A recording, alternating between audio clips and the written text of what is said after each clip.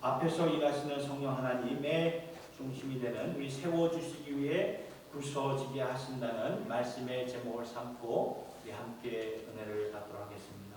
여러분, 이 광야와 같은 세상을 살고 있는 하나님의 백성들에게 광야를 지난다는 것이 얼마나 피곤한 일일까요? 전혀 예상치 못했던 일들이 하루가 멀다 하고 일어나는 이러한 광야 같은 세상을 살고 있는 우리들에게 하나님께서는 위로를 주시고 우리가 믿음, 소망, 사랑 잃지 않고 살 수 있도록 하나님께서는 광야를 지나가는 주의 백성들에게 주시는 말씀이 있습니다. 그런데 이 말씀은 하나님께서 구약성경의 제사장들을 통해서 매일매일 선포하도록 허락을 하셨던 것입니다. 여러분, 광야 생활하면은 지치지 않습니까? 오늘 은혜를 받았으면 내일이 되면 또 지치고, 오늘 힘을 얻었지만 내일이 되면 또 힘이 연약해지고, 그러한 삶이 우리의 현실이 아닐까요? 이런 것을 아시고 제사장들을 통해 하나님께서는 항상 외쳐라. 이것이 나의 마음이다. 이것이 나의 heart다. 라고 하나님께서 주신 말씀은 민수기 6장의 말씀인데요. 우리 같이 한번 읽어보도록 하겠습니다. 시작. 여호와께서 모세에게 말씀하여 이르시되 아론과 그의 아들들에게 말하여 이르기를 너희는 이스라엘 자손을 위하여 이렇게 축복하여 이르되 여호와는 내게 복을 주시고 너를 지키시기를 원하며 여호와는 그의 얼굴을 내게 비추사 은혜 베푸시기를 원하며 여호와는 그 얼굴을 내게로 향하여 드사 평강 주시기를 원하노라 할지니라. 아멘. 이것이 하나님 아버지의 마음이에요. 여러분, 민수기 6장 이 말씀이, 여러분, 이 코로나 때, 몇 년 전에 있었던 이 코로나 때를 한번 생각해 보세요. 감염자, 확진자가 점점 이렇게 많아질 때 정말 광야의 길을 걷는 것처럼 우리의 마음들이 막막했던 그런 시간들이 아니었습니까?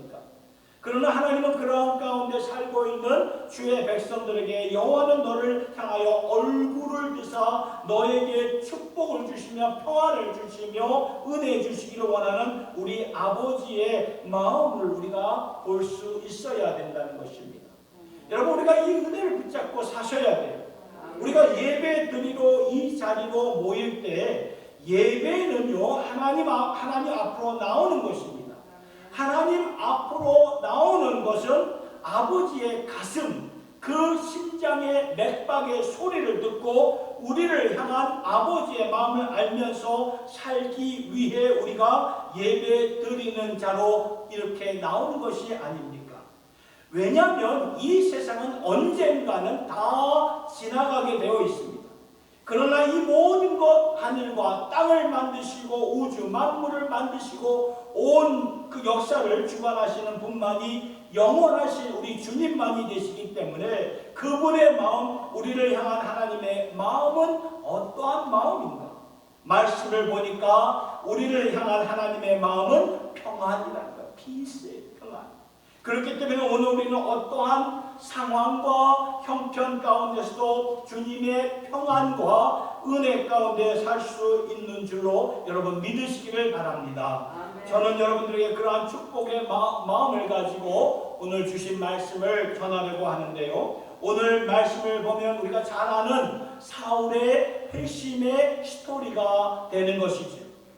나중에 사울이 변해서 이름이 바뀌죠. 바울로 바뀝니다. 그래서 이 사울의 회심 스토리는 정말 대단한 말씀이며 이 말씀이 얼마나 대단했던지 같은 내용이 사도행전에서만 3번이 반복되어 나오고 있어요. 그 정도로 사울이 바울로 바뀐 이것은 하나님의 역사, 이 초대교회 역사를 보았을 때 너무나 중요한 일인 것을 우리에게 알려주시고 있는 것입니다. 그런데 여러분, 사울이 원래 어떠한 자였습니까? 사울의 이름이 가장 먼저 나오는 곳은 사도행전 7장이에요. 7장 마지막 부분인데 거기서 교회의 첫 번째 순교자가 나오죠. 누구죠? 스데반 집사예요. 스데반 집사가 죽는 모습이 사도행전 7장 후반부에서 나오고 있습니다. 무리들이 백성들이 던진 돌에 맞아 죽어가고 있을 때 그 모습을 지켜보면서 그 모든 상황들을 지원했던 사울이었어요.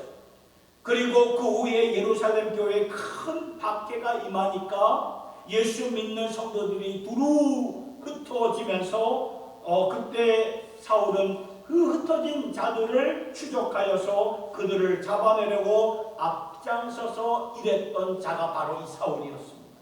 그렇게 강팍하고 패약했던 그런 사울이 사도행전 9장에 와서는 예수 그리스도만을 위한 복음의 챔피언으로 살아가는 자로 이렇게 바뀌었다는 것입니다. 이 놀라운 일들을 하나님께서 하셨는데 저는 오늘 여러분들과 함께 사울의 이 회심의 스토리를 통해서 오늘도 똑같이 그때도 역사하신 성령님, 오늘도 지금도 역사하시는 성령님을 바라보면서 우리가 반드시 깨달아야 할 것이 있습니다. 그것은 오늘 말씀 제목에도 나와 있지만 세워주시기 위해서 부서뜨린다는 거예요. 무너뜨리신다는 것입니다. 이 일을 성령께서 하신다는 것입니다. 여러분, 이것을 우리가 깨닫지 못하면, 세워주시기 위해서 성령께서 부서뜨린다는 것을 우리가 깨닫지 못하면 우리가 그동안 세워놓았던 우리의 어떠한 안전지대나 안전장치, 이 모든 것이 그냥 무너졌을 때, 속절없이 무너졌을 때 우리는 그냥 주저앉을 수밖에 없게 되지요. 왜냐하면 지금까지 내가 이 터전을 위해서 살았고, 이 계획을 위해서 살았고, 이 일을 위해서 살았는데 이것이 그냥 속절없이 무너졌을 때, 무너지고 있다면 나도 함께 무너지게 된다는 말입니다. 그런데 중요한 것은 성령님께서 어떻게 역사하시는가? 말씀을 보니까 세워주시기 위해서 무너지게 하신다는 것, 세워주시기 위해서 부서뜨리게 하신다는 것입니다. 사울의 스토리가 이것을 너무나도 우리에게 명확하게 전해주고 있습니다. 사울의 경우 그의 세계관은 굉장히 클리어했어요. 명확했습니다. 사울은 광신자였어요. 광신적으로 믿는 무엇 때문에 이렇게 사람까지도 잡고 죽일 수 있는 자는 굉장히 소수지요. 그런 자가 많지 않죠. 그런데 사울에게는 확고한 인생관이 있고 세계관이 있었고 가치관이 있었어요. 그것은 유대교의 전통이요, 율법이요, 종교였다는 것입니다.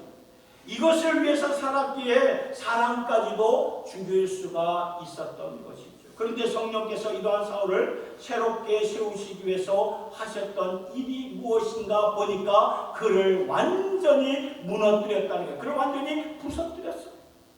이게 참 중요한 말씀이에요. 무너지고 부서져야만이 우리가 새롭게 될 수가 있다는 그 말입니다. 사울이 나중에 자신에 대해서 교회들에게 편지를 쓰는데요, 자신에게 일어난 일들을 설명해 주는 것을 보게 되는데, 먼저 이 갈라디아 교회의 성도들에게 갈라디아서 1장 13절과 14절의 말씀을 보면은 이렇게 나와 있죠. 내가 이전에 유대교에 있을 때 행한 일을 너희가 들었거니와 하나님의 교회를 심히 박해하여 멸하고 내가 내 동족 중 여러 영갑자보다 유대교를 지나치게 믿어 내 조상의 전통에 대하여 더욱 열심히 있었으나, 여러분 여기 말씀 가운데 13절의 말씀 밑줄 친 그 말씀, 내가 이전에 유대교에 있을 때 내가 얼마나 열심을 갖고 하나님의 교회를 핍박했던가 너희들은 다 알지 않느냐. 이 소문은 모든 교회들에게 알려진 사실이 아니라 내가 핍박하는 자라는 걸 다 알고 있지 않는가. 내가 그렇게 살았던 인물이다.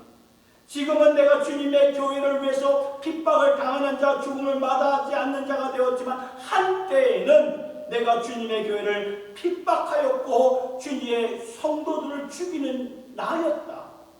그 정도로 나는 유대의 교회의 그러한 세계관과 가치관과 인생관에 매여 사로잡힌 나였다. 그걸 말해주고 있는 거예요. 14절의 말씀을 보세요. 내가 내 동족 중 여러 영갑자보다 유대교를 지나치게 믿어 내 조상의 전통에 대하여 더욱 열심히 있었으나.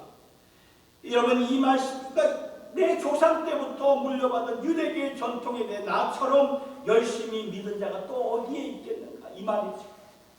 빌립보서를 보면 자신을 사도 바울이 또 이렇게 자신에 대해서 이렇게 소개합니다.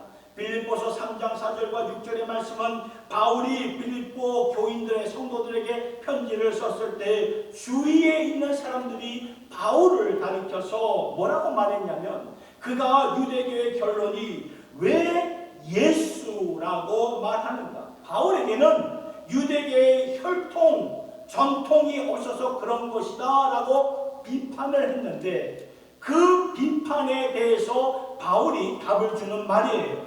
빌립보서 3장 4절부터 6절. 그러나 나도 육체를 신뢰할 만하며 만일 누구든지 다른 이가 육체를 신뢰할 것이 있는 줄로 생각하면 나는 더욱 그러하리니, 나는 8일 만에 할례를 받고 이스라엘 족속이요 베냐민 지파요 히브리인 중에 히브리인이요 율법으로는 바리새인이요 나는 그렇죠, 그렇게 바리새인이요 라고 하고 열심으로는 교회를 박해하고 율법에 의로는 흠이 없는 자라. 너무나 명확한 삶의 터전이에요. 프레임이에요. 그런데 그 다음 9절부터 보면은, 7절부터 보면은 이렇게 나와 있어요. 그러나 무엇이든지 내게 유익하던 것을 내가 그리스도를 위하여 다 해로 여길 뿐더러 또한 모든 것을 해로 여김은 내 주 그리스도 예수를 아는 지식이 가장 고상하기 때문이라. 내가 그를 위하여 모든 것을 잃어버리고 배설물로 여김은 그리스도를 얻고 그 안에서 발견되려 함이니, 내가 가진 의는 율법에서 난 것이 아니요 오직 그리스도를 믿음으로 말미암은 것이니 곧 믿음으로 하나님께로서 난 의라. 한때 나는 이렇게 살았던 나였습니다. 누구도 날 건드리지 못하는 열정을 갖고 누구도 날 무너뜨릴 수 없는 그런 프레임 속에서 살았는데, 그러나 이제는 그때 내가 서 있었던 삶의 터전, 나의 그 삶의 세계관은 완전히 부서졌고 무너졌습니다. 깨졌습니다. 왜 그럴까요? 이 모든 것 위에 가장 고상한 하나님의 지식인 바로 예수, 이 모든 것 위에 가장 중심이 되는 진리 예수, 하나님의 소망과 생명이 되시는 그 예수를 내가 찾았기 때문에 예수 안에서 하나님의 생명이 있고 구원이 있고 평안을 알게 되어서 나는 이제 예수로 말미암아 살아가게 되는 것이다 라고 이렇게 바울은 고백을 하고 있는 것입니다. 그러니까 바울은 이 예수라는 새로운 프레임으로 세워졌던 그런 삶을 보게 되는데, 이 바울에 대해 오늘 여러분들과 함께 이 말씀을 함께 나누고 싶은 것입니다. 여러분, 오늘 성령님이 하시는 일이 무엇일까요? 세워주시기 위해서 무너뜨리고 부서뜨리게 하신다는 것입니다. 오늘날 이렇게까지 내가 모았고 지켜왔고 만들어 왔고 붙잡아 왔던 나의 세계관, 인생관, 가치관이 다 무너졌어요. 이게 나의 전부였는데 다 무너지고 부서진 것은 뭘 말하는 것입니까? 이건 마치 나에게 죽음과도 다를 바가 없는 거예요. 그런데 지금까지 내가 알고 있었던 것이 다가 아니라는 거죠. 사실 이 모든 것 위에, 그 위에 다른 한 분이 계세요. 그분이 누구십니까? 우리를 만드시고 주관하시는 전지전능하시고 무소부재하신 하나님 아버지가 되시지 않습니까? 그분이 우리가 그동안 모았고 지켜왔고 붙잡았던 것을 무너뜨렸을 때, 깨지게 하였을 때에 우리가 그분이 주시는 새로운 것을 붙잡고 선다면 우리는 분명 새롭게 세워지는 줄 여러분 믿으시기를 바랍니다. 아멘. 여러분, 팬데믹 이전에, 비포 팬데믹 이전에 우리가 교회를 위해서 기도했던, 많은 교회의 성도들이 기도했던 중심이 뭡니까? 하나님, 당신의 성전을, 빈자리를 채워주시옵소서. 그렇게 기도했던 교회들입니다. 그러나 팬데믹 사태, 이 코로나 사태를 보면서 우리가 지금까지 보아왔던 이 교회의 패러다임이 다 깨졌어요. 그러면 그 깨진, 부서진 패러다임으로 말미암아 모든 것이 다 이렇게 끝난 것입니까? 아니면은 부서지고 깨짐으로 말미암아 하나님께서 새로운 일을 행하시고 있는 것입니다. 성령님이 하시는 일을 우리가 이러한 개념으로 바라볼 때 새로운 소망을 우리가 갖게 된다는 것이죠. 지금까지의 세상이 무너지면은 하나님께서는 적어도 누구를 통해서 역사하시는가? 믿는 자들을 통해서 세우시고자 하는 세상이 이제 열리는 것이다. 지금까지 내가 붙잡고 있었던 것들을 내려놓게 하시고 이제는 주님의 손과 주님의 비전을 붙잡고 살게 하신다는 것입니다. 믿으십니까? 아멘. 부서뜨리는 것을 목적 삼아 부서뜨리는 것이 아니에요. 다시 예수를 위해서 살아가도록 부서뜨리는 거예요. 무너지게 하신다는 거예요. 이렇게 생각하면은 참 너무나 감사한 마음이 들지 않습니까? 나를 세워주시기 위해서 나의 이런 모난 부분을 부서뜨리는구나, 깨트리십니다. 여러분, 애굽 이스라엘 백성들 한번 생각해 보세요. 애굽에서 나왔을 때 그들의 기분이 어떠했을까요? 벅찬 감동이 막 물밀듯 일어나지 않았겠습니까? 430년 동안 노예 생활했던 이 지긋지긋한 노예 생활, 이제 끝이구나, 끝이구나. 부풀고 벅찬 감동으로 이렇게 나왔는데 막상 나와보니까 어딥니까? 광야 아닙니까? 광야.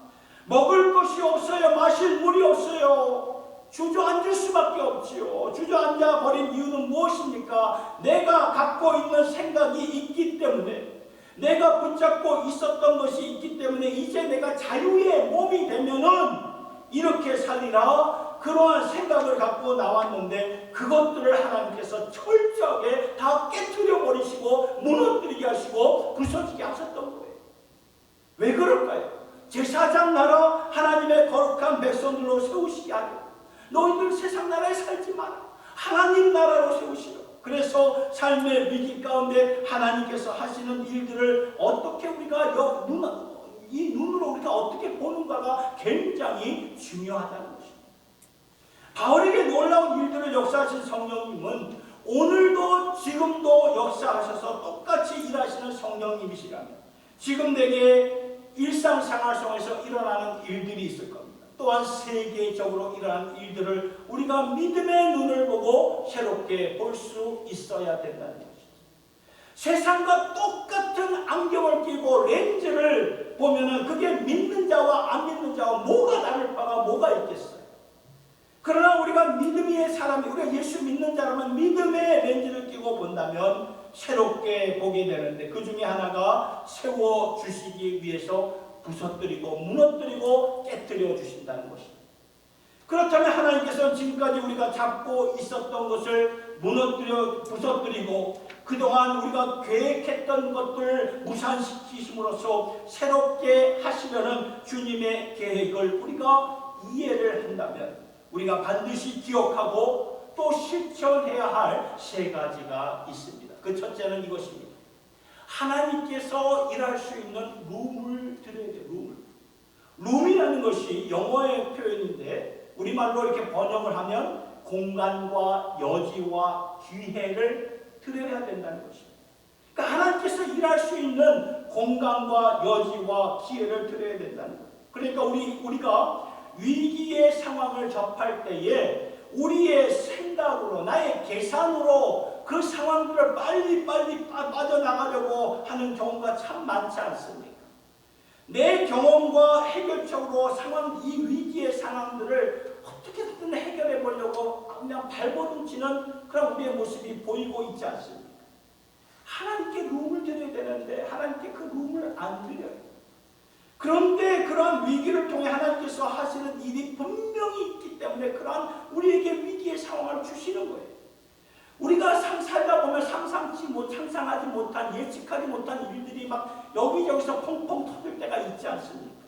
그러면 하나님께서 일하실 수 있는 룸을 우리가 믿음으로 드려야 된다는 것입니다. 그 대표적으로 누가 그랬을까? 야곱이 그랬어요.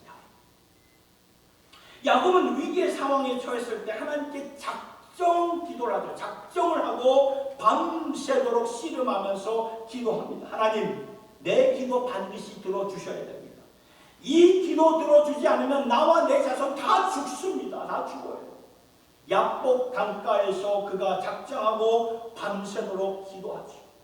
그런데 야곱이 기도했던 제목은 우리가 잘 알듯이 형 에서의 그 분노에서부터 살려달라고, 날 거기서부터 구해달라고. 지금까지 야곱의 삶을 보면 형 에서의 그러한 그 분노의 손에서 요리조리 피해갔던 야곱 아니었습니까? 자신의 계획과 모략과 수법으로 감당했는데 이것들이 더 이상 이제는 더 이상 통하지가 않는 거예요. 그래서 야곱이 이제는 자신의 어떤 힘으로 할 수가 없으니까 하나님 앞에 나와서 작정하고 기도를 했는데 하나님의 응답은 달랐던 거예요. 하나님의 응답이 뭐였습니까? 그가 야복 강가에서 기도할 때 그래 오냐 이번에도 내가 너 살려줄게. 그렇게 하나님이 말씀하셨던가요? 아니라는 거예요. 하나님의 응답은 뭐였습니까? 야곱에게 고통이 어려움이 따랐어요. 아팠어요. 그의 환도뼈를 치지 않습니다. 환도뼈. 이걸 보면은 허벅지 관절을 쳤다는 거예요. 허벅지 관절을 쳤어요. 여러분 이 허벅지 관절이 어긋나면은 걷지 못합니다. 제대로 걷지 못해요. 걷지 못할 뿐만 아니라 제대로 설 수가 없을 지경입니다. 그러한 모습으로 하나님이 야곱을 만드셨어요. 야곱이 하나님 저를 이 위기 가운데서 좀 살려주세요. 그러니까 하나님이 야곱에게 더 큰 위기를 그에게 허락하지 않습니다. 아이러니하잖아요. 하나님 이 위기를 좀 벗어나게 해주는데 더 큰 위기를 하나님이 주셨다는 거예요. 일평생 동안 너 이렇게 살라고 그의 허벅지 관절을 어긋나게 만드셨어요. 이게 하나님의 역사라는 거예요. 세상 사람들의 눈에는 그게 어떻게 하나님의 역사야. 말이 안 된다고 말하지만 우리가 믿음의 눈으로 보면 아 이게 하나님의 역사구나. 이걸 볼 수 있어야 된다는 거예요. 이게 진짜라는 거예요. 왜냐하면 야곱은 지금까지 자신의 머리를 믿고 모략으로 살아왔기 때문에 앞으로도 이런 식으로 살 것을 하나님이 이미 아셨어요.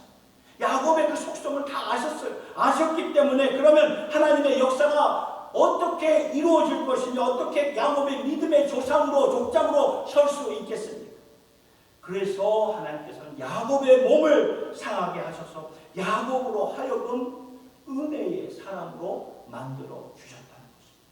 왜냐하면 야곱이 밤새도록 기도하고 깨달은 것이 있었어요. 그것은 자신이 밤새도록 씨름하고 했던 그 대상이 천사가 아니라 하나님 자신이었다는 것을 야곱이 깨달아요. 그러니까 야곱이 내가 하나님의 얼굴을 보고도 난 살아있다니 이게 말이 되는가? 그래서 야곱이 그곳을 보니엘이라는 라고 이름을 짓지 않습니까? 하나님의 얼굴을 보고 살아남은 자 아무도 없기 때문에. 그래서 야곱은 하나님이 내게 은혜를 베푸셨다는 것을 깨닫게 되죠. 그런데 은혜의 사람이 된다는 것은 한 번만 깨닫게 하는 것이 아니라 매 순간 매날 그것을 깨달을 수 있도록. 왜냐하면 허벅지 관절 환도뼈가 어긋났기 때문에 이 야곱이 설 때마다 걸을 때마다 얼마나 그 페인한 그 고통이 따랐겠습니까? 그러면 야곱은 걸을 때마다 설 때마다 나는 그 아픔이 나는 은혜 받은 사람이구나. 은혜가 아니면 내가 살 수가 없구나. 하나님은 내게 이렇게 은혜를 허락하셨구나. 베풀어 주셨구나. 은혜의 사람으로 만들어 주셨다는 거예요. 그래서 야곱이 이름이 바뀌죠. 이스라엘로 이름이 바뀌지 않습니까? 괜히 바뀐 게 아니에요. 그러니까 야곱의 계획은 뭐예요? 지금 그 야곱 강가에서 지금 살아남는 거예요. 살아남는 건데 하나님의 계획은 뭐예요? 한 나라 더 멀리 보셔서 이스라엘의 그 족장으로 세우시려고 인도하셨다는 것입니다. 오늘 우리도 이렇게 믿음의 눈을 가지고 우리의 삶 속에서 하나님께 룸을, 여기와 공간과 기회를 하나님께 드리셔야 돼요. 드려야 이런 일들이 우리의 삶 가운데, 우리의 가정 가운데, 우리의 자녀들 가운데, 손주들 가운데 이루어지게 된다는 것입니다. 아멘. 여러분, 하나님이 일하실 수 있도록 내 삶의 공간을 꼭 들이셔서 세워주시기 위해서, 하나님 나라의 일꾼으로 세워주시기 위해서 무너지게 하시고 때로는 깨지게 하시고 부서뜨리게 하시는 역사가 있기를 예수님의 이름으로 축원합니다. 아멘. 두 번째 우리가 기억해야 할 것은 예수님께 사로잡힌 자가 되어야 된다는 것입니다. 참 중요한 말씀이에요. 바울은 종교인이었어요. 종교인. 여러분, 종교적으로 보면 바울을 따라갈 자 있을까요? 아무도 없어요. 근데 바울이 나중에 뭘 깨닫냐면, 오늘 말씀 우리가 읽었듯이 이 모든 것이 배설물이구나. 배설물. 예수께 사로잡히지 않는 신앙은 곧 내 공로를 내세요. 이게 참 우리가 신앙생활 하면서 이런 분들 저도 지금까지 살아오면서 사역하면서 많이 봐요. 교회 안에서 내 공로를 얼마나 이렇게 드러내는지 몰라요. 예수께 사로잡힌 그런 모습이 아니에요. 예수께 사로잡히지 않는 신앙은 전통을 내세운다는 거예요. 부모로부터 물려받은 전통의 신앙을 세웁니다. 바울이 한때 그렇게 살았지만 예수를 아는 그 지식 앞에 이 모든 것이 배설물이구나.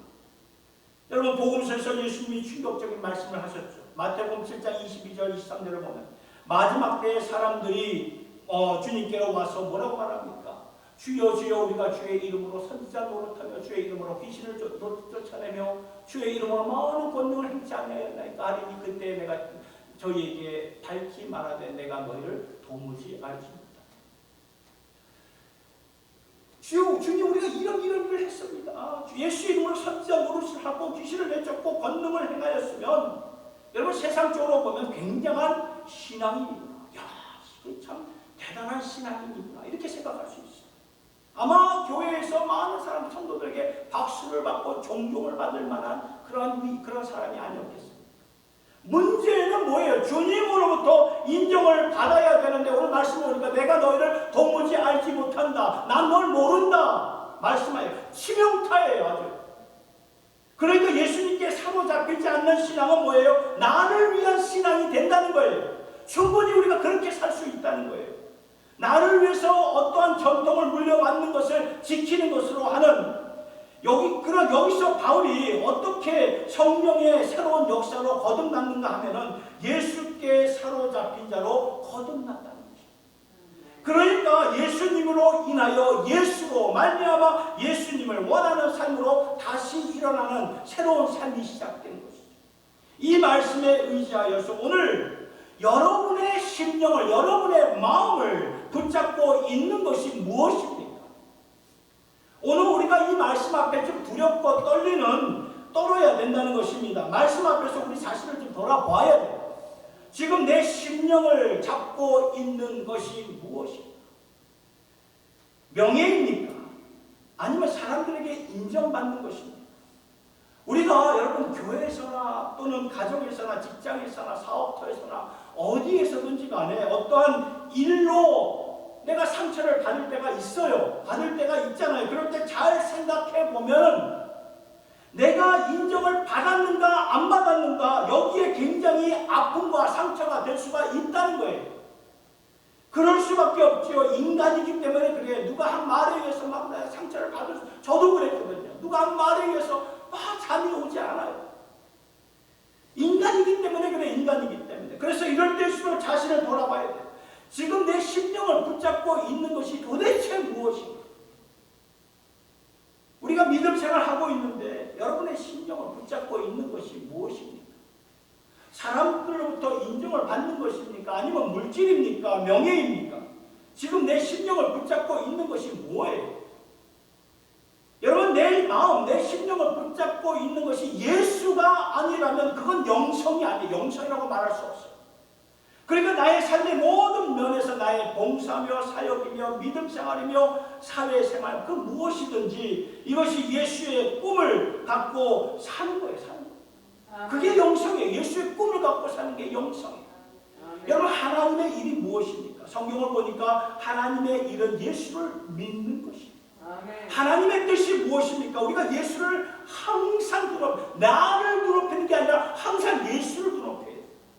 그러니까 우리가 살면서 나의 모든 생활이, 나의 직분이, 나의 봉사가, 나의 삶이, 나의 신앙생활이 예수의 꿈을 갖고 예수님이 원하는 일을 행하여야 된다. 그래야 주님의 기쁨이 되는 삶으로 살아가게 된다는 것입니다. 교회의 목적이 무엇입니까? 예수를 드높임으로 하나님의 영광을 드러내기 위한 것입니다. 예수를 드러내는 모든 사역이라는 거예요. 그러니까 지금 나의 심령을 붙잡고 있는 것이 무엇일까? 믿음생활, 신앙생활 하면서 무엇이 나를 이렇게 사로잡고 있는 것입니까? 예수님입니까? 아니면 그 어떤 다른 무엇입니까? 사도 바울은요 성령의 사람이 되어서 예수를 만난 다음에 그 다메섹 길에서 예수를 만난 다음에 한마디 한 문장으로 심플하게 자신의 인생을 고백해요. 그게 빌립보서 1장 21절의 말씀인데 우리 다 같이 한번 읽어보도록 하겠습니다. 시작. 내가 사는 것은 그리스도이니. 다시 한번 읽겠습니다. 시작. 내가 사는 것은 그리스도이니. 우리가 이렇게 살아야 돼요. 내가 사는 것은 그리스도, 예수. 바울이 성령의 사람이 되어서 새롭게 되어 그에게 남은 것은 그리스도밖에 없어요. 다른 게 없었어요. 아주 심플해요. 이것 때문에 사는 것이고, 예수를 위해서 사는 것이고, 이것 때문에 사는 것이고, 이분으로 말미암아 사는 것이고. 그러니까 여러분, 우리 삶에서 예수가 드러나지 않으면 울리는 꽹과리와 같아요. 여러분, 꽹과리 듣기 좋나요? 귀를 막지 않습니까? 너무 시끄러워. 여러분, 세상과 정욕은 다 지나갑니다. 언제가 다 지나갑니다. 오직 주의 영, 주님만을, 주님의 뜻만이 영원히 남는 것이라고 말씀하십니다. 이 세상 다 지나갑니다. 오직 예수만 남는. 그러니 우리 모두 예수의 사람들로 살아갈 수 있기를 예수님의 이름으로 축원합니다. 아멘. 세 번째, 오늘날의 그러한 바나바와 아나니아가 되셔야 됩니다. 아나니아와 바나바가 되셔야 됩니다. 오늘날의 그러한 내가 됩니다. 바울의 스토리는 여러분 잘 보세요. 바울이 그냥 된 게 아니에요. 그냥 이 성령의 충만함으로 가서 이렇게 하나님 사역을 한 게 아니에요. 아나니아와 바나바가 있었기 때문에 복음의 챔피언이 된 겁니다. 이 두 사람, 아나니아와 바나바 없이는 절대로 바울이 될 수가 없었어요. 바울이 다메섹길에서 예수님을 만났을 때에 너무나 충격적이지 않았습니까? 그래서 보지도 못하고 먹지도 못하고 마시지 못한 식음을 전폐했던 그러한 삶. 너무나 바울에게 쇼크했어요. 충격이에요. 자신의 모든 인생과 생각이 다 무너져서 다 깨졌어요. 그때 누가 나타납니까? 사도행전 5장에 아나니아라는 자가 하나님의 부르심을 받고 사울을 찾아가서 안수함으로 말미암아 눈은 떠졌지만 보지 못하는 그러한 사울이 그런 안수함으로 말미암아 바울의 그 사울의 눈이 떠여지고 하나님의 하신 일들을 깨닫게 되죠. 여러분 이 상황을 잘 생각해보면 아나니아 그때 바울을 찾아가서 안수 기도하라라는 것이 쉬웠을까요? 아니요. 굉장히 두렵고 떨었을 거예요. 말이 안 되는 얘기예요. 모두가 무서워했던, 그 당시 모두가 무서워서 벌벌 떨었던 사울이었습니다. 왜냐하면 사울이 다메섹까지 와서 예수 믿는 자들을 잡아갔기 때문이잖아요. 그런데 아나니아가 성령의 음성을 듣고 너무나 이상한 거예요. 너무나 이상. 두렵고 부담스러웠지만 아나니아가 참 귀한 게 뭐예요? 말씀에 순종했다는 거예요. 말씀에 순종. 이상하고 두려워 우리는 다른 쪽으로 가요. 내 생각, 내 계산 쪽으로 간다는 거예요. 그런데 아나니아는 말씀에 순종해서 바울에게로 가잖아요. 그 포악한 바울에게로 가잖아요. 가서 기도함으로 바울이 된 거예요. 그리고 나중에 예루살렘에 가서는 바나바라는 자를 만나게 됐죠. 바나바가 사도들에게 바울을 소개해야 되는데 모든 사도들이 바울을 안 만나려고 해요. 왜냐하면 교회를 그렇게 핍박했던 자였기 때문에. 그런데 모든 사람, 그 당시에 모든 사람들이 존경하고 신뢰했던 자가 바나바였어요. 그러니까 바나바가 사도들에게 바울을 데리고 가서 소개함으로 바울이 사도로서 그때부터 사역이 시작이 됩니다. 그러니까 이 바울의 삶을 돌아보면 아나니아와 바나바 이 두 사람이 없이는 이루어지지 않았구나. 그렇다면 여기서 우리가 우리의 삶을 한번 돌아볼 수 있어야 합니다. 우리가 지금까지 걸어온 인생의 여정 가운데 우리에게도 바나바와 아나니아와 같은 역할을 하신 분들이 다 있어요. 우리 스스로, 나 스스로 예수 믿고 여기 온 자 아무도 없어요. 돌아보면은 나에게도 아나니아와 바나바 같은 사람들이 내 주위에 있었다는 거예요. 누군가 나를 위해서 기도해주고, 누군가 나를 위해서 위로해주고, 이끌어주고, 소개해준 아나니아와 바나바와 같은 사람이 있었기 때문에 오늘날 우리가 예수 믿고 여기에 이 자리에 있는 것입니다. 믿으십니까? 아멘. 이것이 성령께서 역사하실 때 세우시기 위해서 부서뜨리고 깨뜨리고 무너뜨리는 거예요. 그냥 부서뜨리고 깨뜨리고 무너졌다면 사울이 절대로 일어나지 못해요. 그런데 하나님께서는 누구를 보내십니까? 아나니아를 보내시잖아요. 바나바를 보내시잖아요. 그렇기 때문에 사울이 그 자리에서 일어나 주님의 그 복음의 챔피언 자리에 나아가는 그런 삶이 되지 않습니까? 그러니까 오늘 우리도 삶 가운데 바나바와 아나니아와 같은 영적인 사람들이 되어야 된다는 것입니다. 그래야 성령께서 하시는 일, 세우시기 위해 무너뜨리지만 궁극적으로 뭡니까? 세우시는 일을 성령께서 하신다는 거예요. 교회가 뭐예요? 교회가 주님의 백성들, 세워지는 교회, 하나님의 집이라고 말씀하셨는데 우리가 세워지기 위해서는 세워주는 사람들이 있어야 합니다. 성령님은 여러분 시스템이나 어떤 조직에 임하는 것이 아니라 사람들, 예수 믿는 사람들에게 임하셔서 세워주시는 분이라는 것을 우리가 기억하고 이제는 우리가 세움을 받았으면 세워주는 사람들이 되어야 된다. 때로는 하나님께서 우리에게 부담을 이렇게 주실 때가 있잖아요. 부담스러워하는 사람을 위해서 하나님은 그 사람을 위해서 기도하게 만드신다. 그리고 찾아가게 하는 마음도 주신다는 거예요. 그러면 그런 마음이 올 때 여러분 순종하세요. 자꾸 내 생각으로 이거 아니야 하고 이렇게 하지 마시고 그 말씀에 의해서 성령께서 주신 말씀은 순종하세요. 아니면 전혀 생각하지 않았던 사람에게 성령께서 마음을 주실 때가 있어요. 그럴 때는 내가 지금 받은 은혜를 짧은 문자로 보내던가 아니면 전화를 하던가 이것이 별거 아닌 것 같지만 어쩌면 이것은 생명을 바꿔놓는 일들이 너무나 중요한 일들이 될 수가 있다는 것입니다. 우리가 그런 일들을 감당해요. 여러분 교회는요. 주 안에서 머릿돌이 되시는 예수님과 연결이 되어서 서로 의지하고 세워주는 것이 바로 교회예요. 그렇기 때문에 사람 세우는 일에 우리가 전심전력 힘을 다하여서 섬길 수 있기를 예수님의 이름으로 축원합니다. 아멘. 말씀을 정리합니다. 사랑하는 성도 여러분, 성령님이 하시는 일은 성도된 우리를 세우시는 일을 하신다는 거예요. 세우시기 위해서 우리를 무너뜨리기도 하고 부서뜨리기도 하고 깨뜨리기도 한다는 것입니다.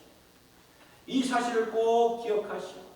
오늘도 우리를 세우셔서 우리에게 평안을 주시고 축복을 주시고 그리고 축복의 통로가 되라. 우리를 부르시는 그 성령님 안에서 우리 함께 세움받고 예수 위에서 살고 주님을 더욱더 사랑하고 주님 앞에 우리의 자신을 드릴 수 있는 저와 여러분 모두가 될 수 있기를 예수님의 이름으로 축원합니다. 아멘. 우리 이 시간 이 말씀을 생각하면서 나를 봐두옵소서. 주님 내가 여기 있습니다. 나를 사용하소서. 나를 써주소서. 이런 고백으로 나아갑니다.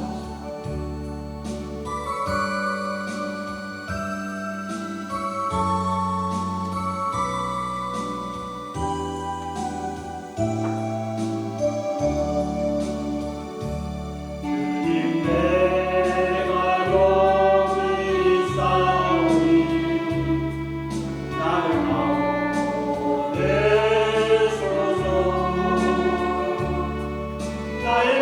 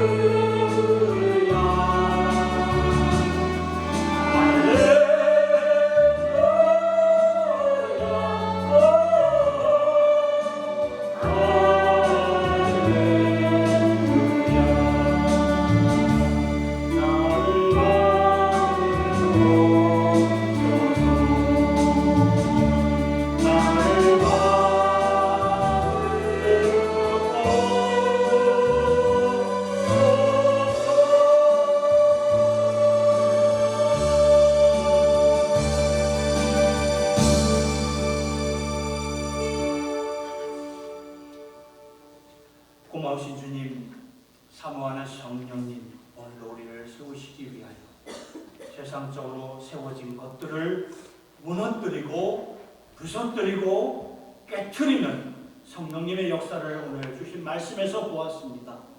살아가는 동안 어려움을 지날 때가 있고 또 위기를 지나면서 우리의 많은 계획들, 우리가 그동안 쌓아 놓았던 것들이 무너지고 무산되었을 때 성령께서 궁극적으로 하시는 일들은 우리를 예수의 사람으로 세워주시려고, 확실한 복음의 사람, 은혜의 사람으로 세워주시려고 하시는 성령님, 우리가 믿고 따르게 하여 주시옵소서. 아멘. 성령님 사모합니다. 오셔서 필요한 것이 있으면 더 무너뜨려 주시고 더 부숴주시고 더 깨뜨려 주셔서 마침내 예수의 사람들, 복음의 사람들로, 은혜의 사람들로 확실하게 세워질 수 있도록 여기에 모인 저희들 인도하여 주시옵소서. 아멘. 감사와 영광을 주님께 올려드릴 때 이 모든 말씀 우리 주 예수님의 이름으로 기도드리옵나이다. 아멘. 아멘.